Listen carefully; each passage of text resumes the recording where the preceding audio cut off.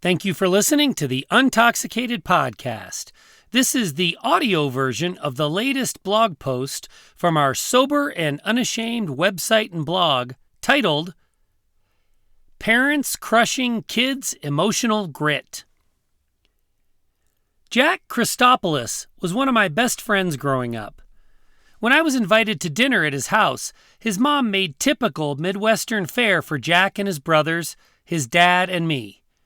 From meatloaf and mashed potatoes to roasted chicken with carrots and onions, eating at Jack's house was a lot like eating at home, with one exception. Jack had a very narrow flavor palette and refused to eat his own mother's cooking. She made him a peanut butter and jelly sandwich almost every time I had dinner with Jack's family. At my house, the options were limited to eating what was lovingly prepared for me or starving until breakfast when I could eat last night's dinner cold. Even as a preteen, I felt like Jack was a whiny little bitch to his mom, at least at dinner time. I definitely didn't like every meal served to me at my house. I had my particular aversion to baked potatoes and slathered them with ketchup and sprinkled Parmesan cheese. But I ate them.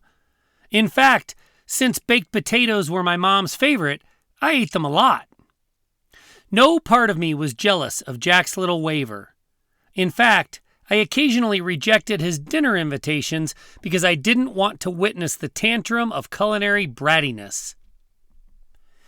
Sunday was the annual children's Christmas program at church. My wife, Sherry, is the children's minister at our church, and she learned years ago that an impromptu Christmas program was the way to go. Trying to wrangle kids and their parents to come to pre-performance rehearsals during the busiest time of the year is an exercise in futile exasperation.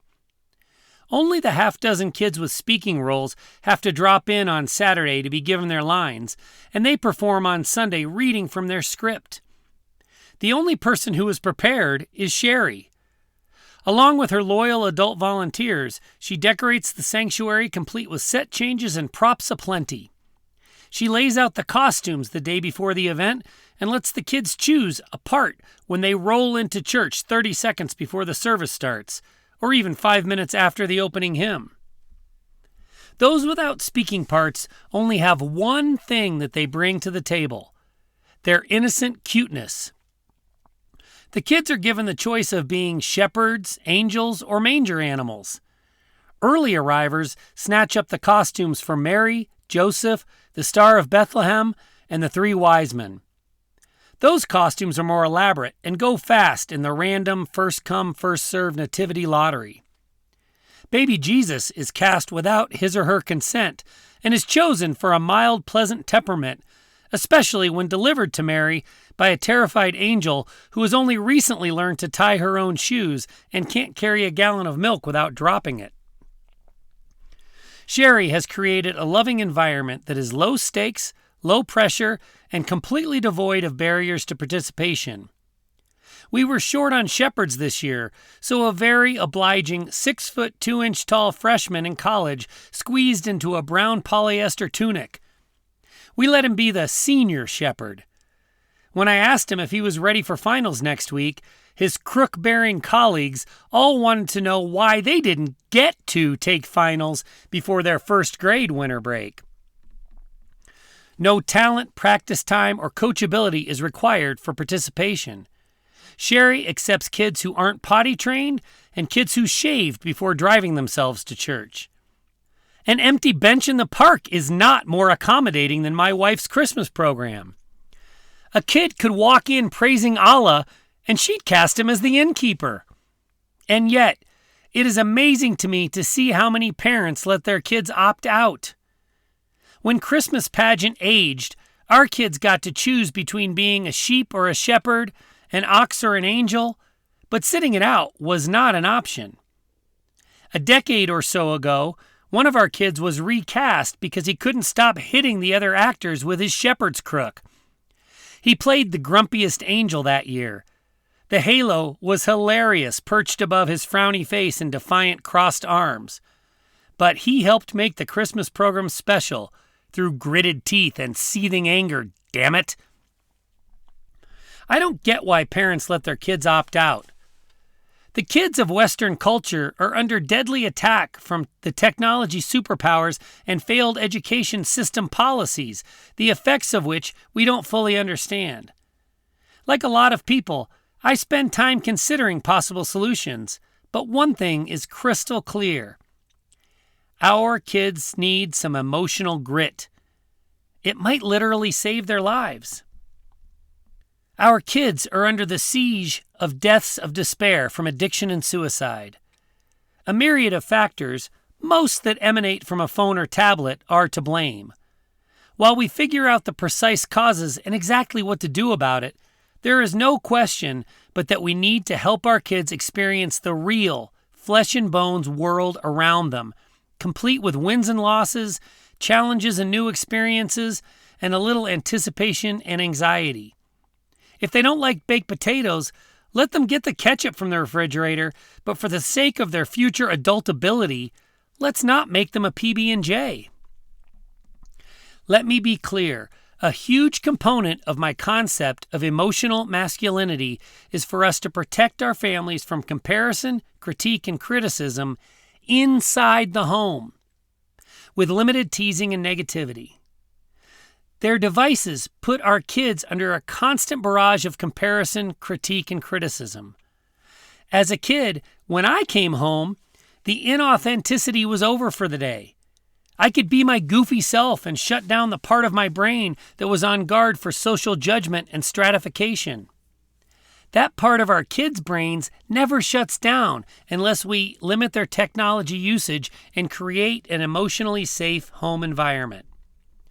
But protecting our kids from the tech bros and their algorithms of contempt is not the same as helicopter parenting, protecting our kids from all potential adversity.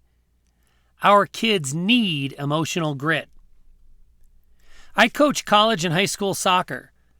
My daughter teaches 4th grade and my wife teaches preschool. We see all developmental segments through the lens of the education system. The lack of consequences and lack of resilience is crushing adolescent and young adult generations. My youngest double booked his piano recital and a high school wrestling meet. If he skips the wrestling meet, he will be demoted to junior varsity. If he skips the recital, he will let down the teacher who has helped him develop his skills for many years. Sherry and I helped him talk through his decision, but he apologized to the piano teacher on his own. He faced consequences and learned a lot about taking calendaring more seriously. He developed a little emotional grit. Our second youngest is pursuing an apprenticeship to become an electrician. I have an old contact for an electrician in the town where my son lives, a friend of a friend I drank beers with over a decade ago. I gave our son the man's number and encouraged him to call. Before he devotes years of his life to an apprenticeship program, we both agreed that the opinion of the program from someone who is quite successful in the trade is a valuable resource. I didn't text my electrician friend in advance.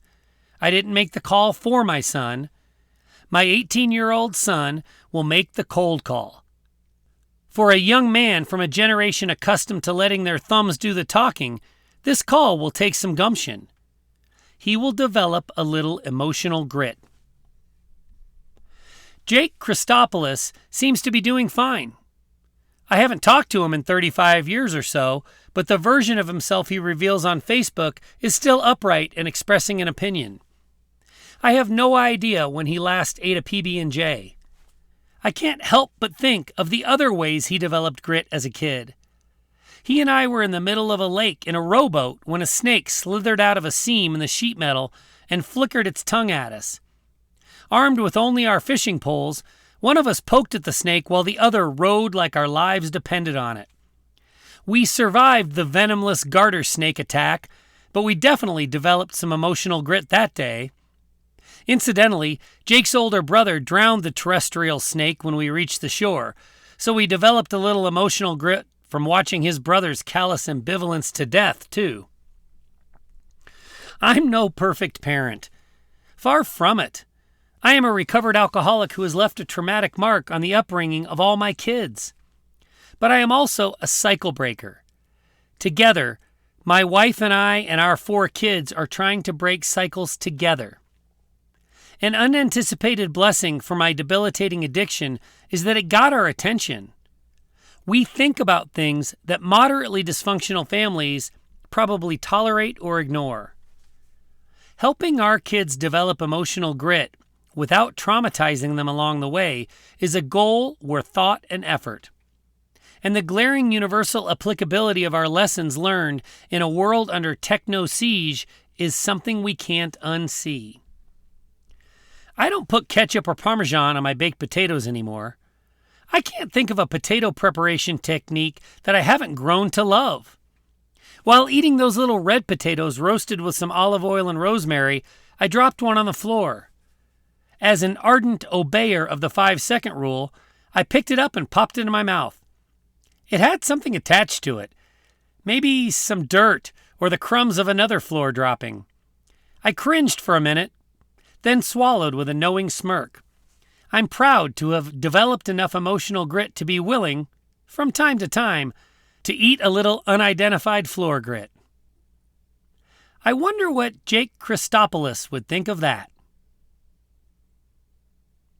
Thank you for audio reading this latest blog post from the Sober and Unashamed website and blog. We appreciate your support of the Untoxicated podcast.